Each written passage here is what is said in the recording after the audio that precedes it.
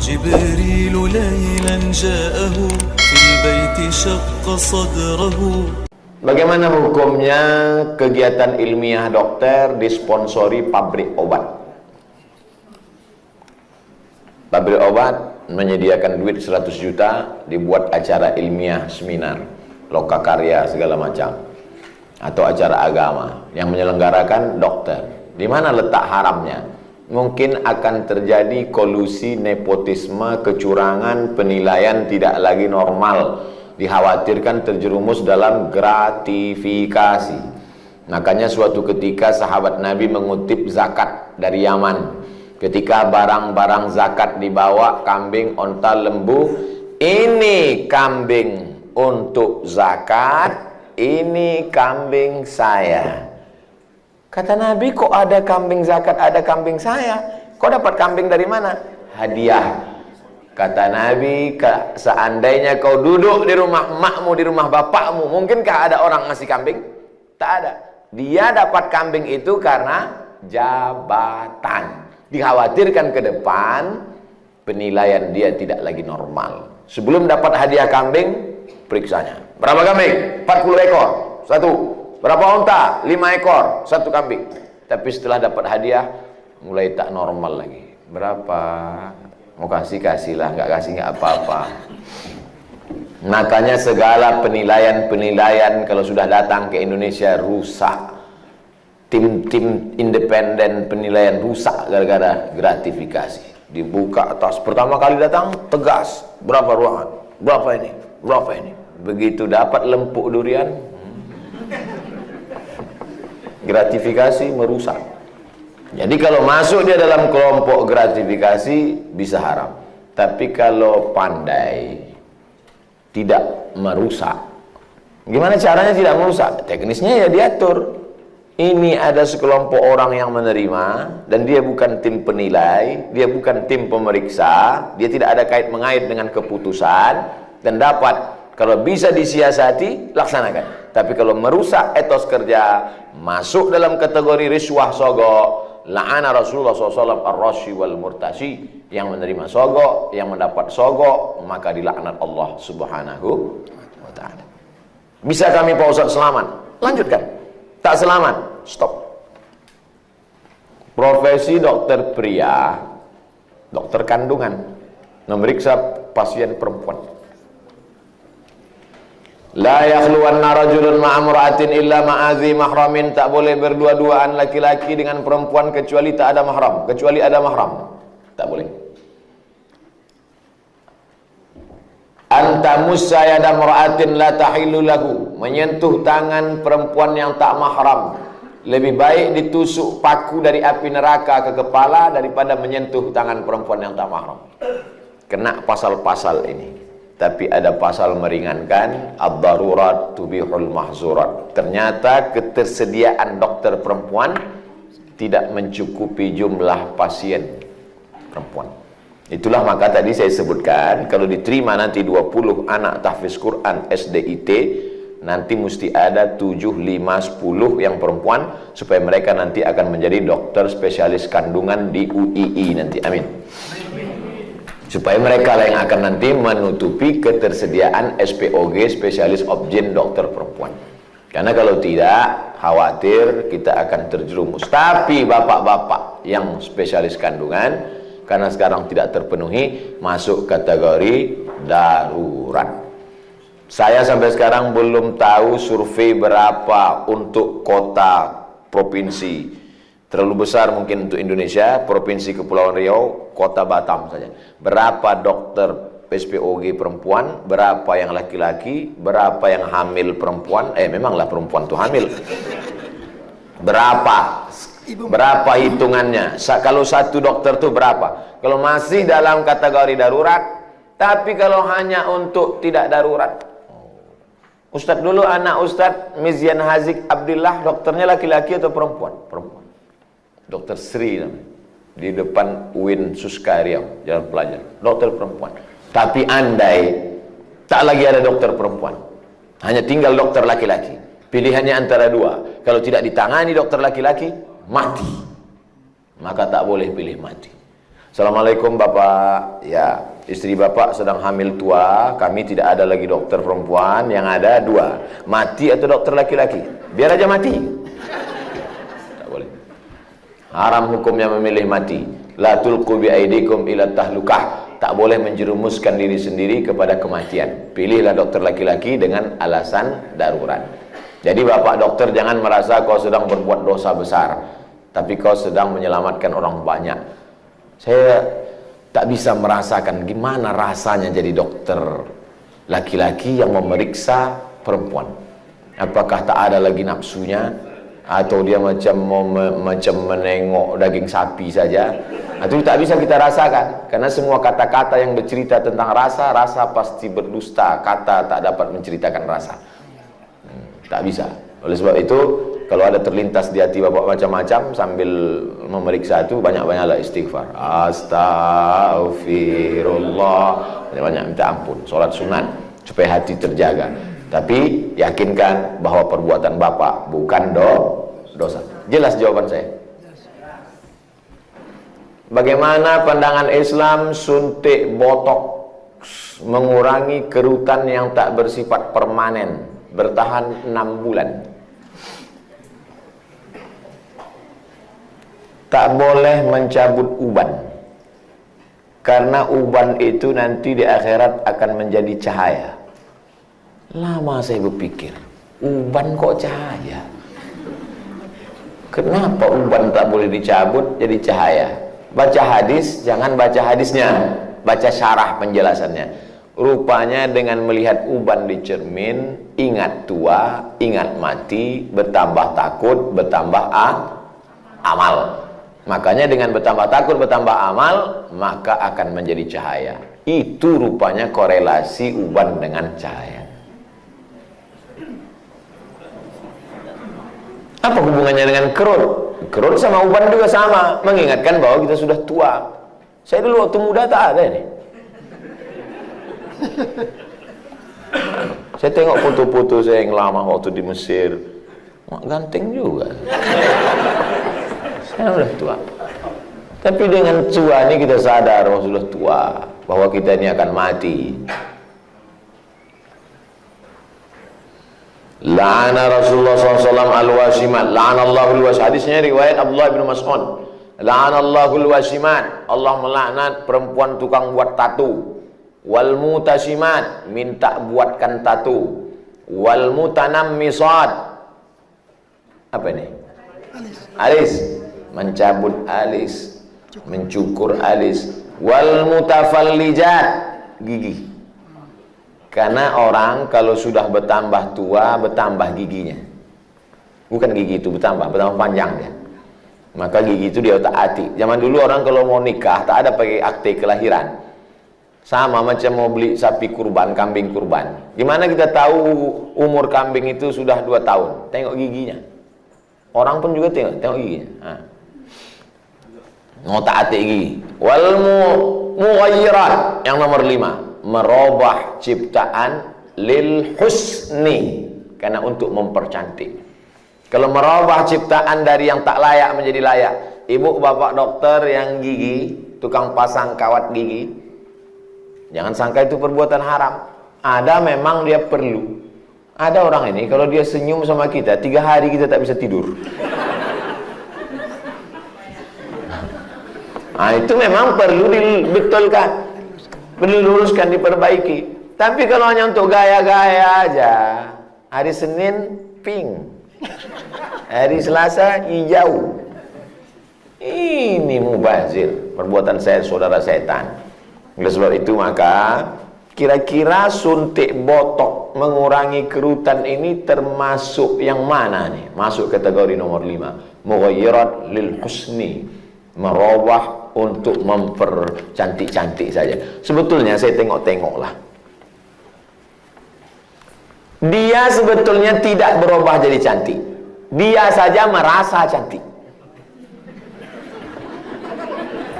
Berapa banyak orang yang operasi pipi, operasi dagu, operasi hidung, dia merasa cantik, kita takut.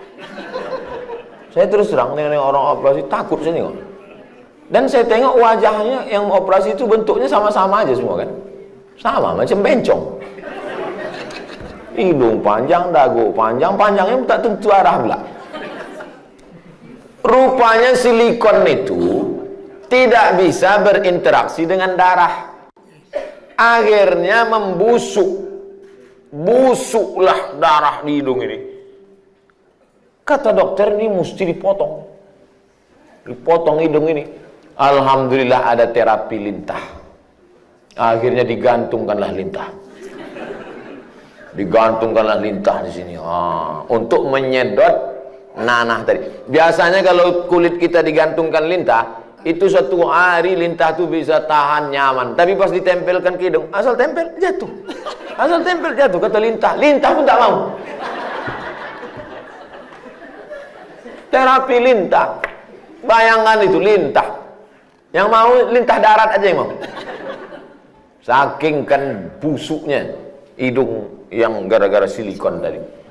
Wala udhillannahum, aku sesatkan mereka, kata setan. Setelah sesat, wala umanniyannahum, aku buat mereka berhalusinasi, berimajinasi. Apa kata setan? Kau cantik, kau cantik, kau cantik, kau cantik, kau cantik, kau cantik, kau cantik. Dia saja merasa cantik. Orang merasa ngeri. Hai yang asik dibuat setan operasi, sesungguhnya kau saja yang merasa cantik, sesungguhnya orang merasa ngeri. Tapi orang nggak jujur. Gimana Jeng? Aku kelihatan cantik nggak? Wow, amazing. Padahal dalam hatinya macam hantu aku tengok.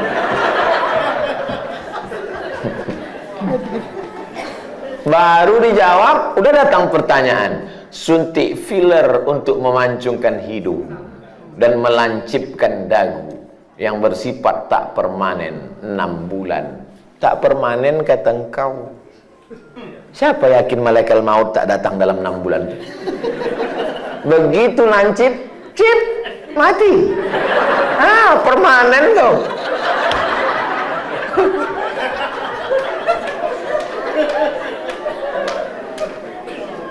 Kau cantik bukan karena dagu kau lancip. Kau cantik bukan karena hidung kau panjang. Kau cantik karena bekas air wudhu. Kau cantik karena habis baca Quran. Kau cantik. Yang mengatakan cantik tak cantik itu kan hati. Betul? Bapak-bapak ganteng. Ganteng. Bininya tidaklah jelek, tapi rasanya taklah sepadan berjalan.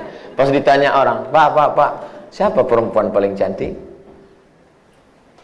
Itulah yang paling cantik, kata dia. Entah dia jujur, entah takut, Allahu'alam.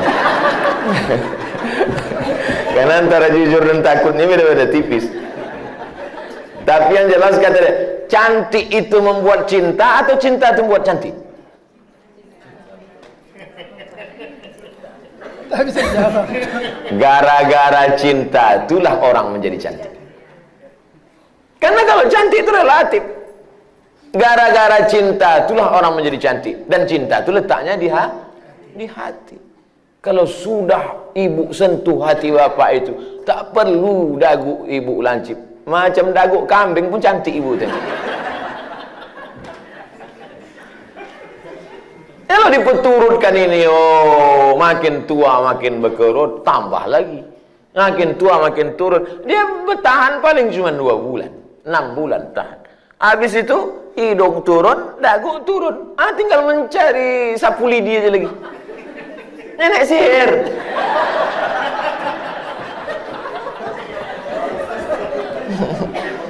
Berhentilah. Berhenti. Usah dipeturutkan ajakan setan ini. Yang mengerjakannya gimana, Ustaz? Kalau perbuatan itu haram, maka yang melakukannya pun ikut haram. Orang yang memberikan fasilitasnya pun ikut haram. Maka terjerumus dalam perbuatan haram kolektif.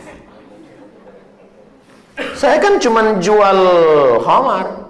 Saya nggak ada ngajak dia minum khamar. Saya cuma jual aja Pak Ustaz. Penjualnya ikut kena, pembawanya ikut kena. Khamar itu 6 ikut kena. Penjualnya, pembelinya, yang menuangkannya ikut semua. Supirnya ikut kena. Security-nya ikut kena. Tarik benang untuk meniruskan pipi, bertahan setelah masuk pasal 5 semua. Jadi Islam itu unik hebatnya, dia tidak menyebutkan 1, 2, 3, tapi menyebutkan secara umum dan terkait. Mukjizat ini Nabi disebut punya jawami'ul kalim, kalimatnya singkat tapi makna pada sampai hari ini bermakna. Apapun namanya, yang merubah ciptaan Allah bukan karena darurat, bukan karena tak layak, merubah yang tak normal menjadi normal boleh. Yang sudah normal dia taati menjadi abnormal. Nauzubillah. Bapak mesti siap menerima bunga yang layu. Karena tabiat bunga pasti layu, kecuali bunga plastik. Nah, itulah maka sekarang banyak perempuan yang mau jadi plastik. Dokter anak, sunat perempuan bagaimana hukumnya Pak Ustaz? Anak saya laki-laki, keponakan saya perempuan. Kata saya kepada adik saya, kau cari, kalau tak mau dokter di rumah sakit itu menyunat keponakan saya, cari bidan kampung yang mau menyunat. Karena saya berpegang pada mazhab Syafi'i. Ada mazhab yang mengatakan sunat tak perlu. Mazhab Hanafi, Maliki, Hambali mengatakan sunat bagi perempuan itu tidak wajib. Sedangkan saya berpegang pada mazhab Syafi'i mengatakan wajib. Adakah khitan sunat perempuan pada zaman Nabi? Ada. Nabi mengatakan kepada si perempuan itu, kau potong tapi jangan terlalu banyak. Maaf, na'udzubillah, hari ini bisa menyebabkan frigid dan lain sebagainya. Tapi rupanya manfaat lain dari memotong khitan pada perempuan itu adalah meminimalisir libido seksual. Begitu kata ulama-ulama dulu. Oleh sebab itu saya sampai hari ini tetap berpegang pada mazhab Syafi'i. Anak perempuan kalau tak mau dokter memotong karena takut bahkan bisa masuk HAM, hak asasi manusia, banyak saja pasal-pasal yang mereka lakukan. Sedangkan di zaman Nabi yang pakaian tertutup, makanannya bersih, tontonannya bersih. Apalagi zaman sekarang tontonannya maksiat, makanannya memicu libido seksual dengan berbagai macam cerita hubungan. Maka khitan amat sangat baik. Salah satu usaha meminimalisir. Bagaimana cara sebaiknya bagi dokter anak menasehati pihak ortu imunisasi bayinya sejak lahir? Dulu saya diundang oleh Kementerian Kesehatan Provinsi Riau. Videonya kan viral, coba cari. Sosialisasi suntik imunisasi. Saya jelaskan di situ bahwa fatwa Majelis Ulama Indonesia beda antara bendanya ini halal atau memakainya yang mubah. Boleh. Jadi ini dua fatwa nih. Bendanya tidak halal. Sampai sekarang tak ada fatwa MUI bahwa barang itu halal. Karena memang dia dibuat dari babi. Maka tak ada fatwa halal. Yang ada itu fatwa mubah, boleh menggunakannya karena alasan memilih dua mudarat yang teringan. Cacat, sakit, mati dengan babi. Kalau kita masuk ke hutan, pilihannya babi sama mati. Pilih mana? Pilih babi atau mati? Orang Batam pilih gonggong. Tidak boleh pilih mati. Pilih babi. Pergilah kita berdua ke dalam hutan. Tak ada makanan. Ustaz, pilihannya dua nih Ustaz. Kita mati atau makan babi? Ayo kita makan babi nih. Hanya untuk menyambung hidup. Sementara dapat pisang. Tapi setelah dapat pisang, tinggalkan babi. Yang gua nanti pas dapat pisang, saya makan pisang. Bro, ayo makan pisang. Enak babi ini Ustaz. Tak bisa. Mana tahu nanti datang pakar medis dunia, entah dari mana, dibuatnya lah barang dari yang halal, maka kita tinggalkan yang ini. Tapi sementara dia datang, maka menggunakan ini hukumnya mubah. Jelaskan itu. Kami tak bisa menjelaskannya Pak Ustaz. Tontonlah video ini. Potong. 1 menit tak sampai tadi. Masukkan ke Instagram. Tontonkan ke ibu itu. Saya tak mau. Tonton ibu. Ah, nggak mau, ini ustadz radikal katanya. Kalian carilah ustadz yang agak-agak lembut sedikit. Bagaimana cara dokter bisa lillahi ta'ala, bisa menghindari sifat riak, sombong, bila kita memiliki kelebihan keahlian dibandingkan dokter-dokter lain. Insya Allah nanti kalau sudah berdiri pas pembelian tanah pun, nanti pas ini soalnya yang saya cakapkan ini tak bisa pakai teori. Kita ID sudah survei dapat tanah 1 hektar di harganya 200 juta. Ini dokter yang sombong, yang riak, yang mobil mewah, kesini duluan bawakan proposal. Assalamualaikum Pak Dokter. Pak Dokter kan pasiennya banyak. Oh iya kata dia, saya yang paling hebat di Batam ini kata dia. Rumah Pak Dokter kan paling bagus. Oh iya kata dia, rumah saya yang paling mahal. Ini tanah nih 200. Aduh, semua utang kata dia. Jadi kalau mau menghilangkan kesombongan, keangkuhan, nih pas praktek. Makanya nanti pas hari ulang tahun ID, peringatan hari besar ID, jalan-jalannya itu ke danau, ke bukit, ke mall, oke, sudah itu udah. Jalan-jalan ke panti asuhan, jalan-jalan. Tapi kalau kita sudah punya sendiri, maka tiap hari pertemuan dibawakan, tiap bulan datang, di grup ada terus. Belum bayar, ini anak 4. Maka insya Allah itu menghilangkan keangkuhan, kesombongan, keegoan, segala macam. Kita hanya berusaha. Ceramah ini ada baiknya, tapi tiap hari ceramah, tak masuk ke kepala. Ada tingkat jemu, ada tingkat bosan. Ada orang bosan pada ceramah. Orang kalau terus muncul bosan. Desainer, koreografer, tukang desainer pakaian itu, yang laki-laki, itu muncul kebosanannya pada perempuan. Kan banyak yang melambai kan? Kalau ada orang bosan pada perempuan gara-gara sering menengok perempuan, itu desainer sama koreografer. Yang lebih mengerikan adalah bosan mendengar ceramah. Apalagi sampai tobat sama ustaz. Aku kalau sama ustaz ini tobat aku. Nah, itu harus bilang. Jadi makanya saya ingin mengatakan bervariasi. Ceramah oke, sebulan sekali, seminggu sekali. Tapi harus ada amal yang tidak teori tapi langsung praktek. Nah, maka saya selalu sama. Di mana-mana saya ceramah tak keluar dari 3. Islahut tarbiyah, perbaikan pendidikan. Islahul iktisad, perbaikan ekonomi. Islahul siasah, perbaikan politik. Perbaikan politik, pilih anggota dewan yang peduli pada syariat Islam. Perbaikan ekonomi, belanjalah ke warung tetangga, bangkitkan ekonomi umat. Perbaikan pendidikan, masukkan anak-anak ke pondok pesantren. Yang punya duit banyak, beli tanah, dirikan sekolah. Karena sekolah yang ada sekarang belum mampu untuk menampung anak-anak kita. Apalagi anak-anak yang tak mampu. Daftar ulang 17 juta. Anak siapa yang bisa? Tak tertampung. Yang sekarang tidak mendapat pendidikan layak itu 10 tahun lagi, 3 tahun SMP, 3 tahun SMA, 4 tahun S1. Yang sekarang SMP cabut, mabuk, sakau, lem kambing, itu yang akan jadi anggota dewan tahun 2040. Satu-satunya jalan memperbaiki umat lewat pendidikan. Dan ID tidak hanya menyehatkan badannya, tapi juga menyehatkan generasi ke depan insyaAllah. Amin.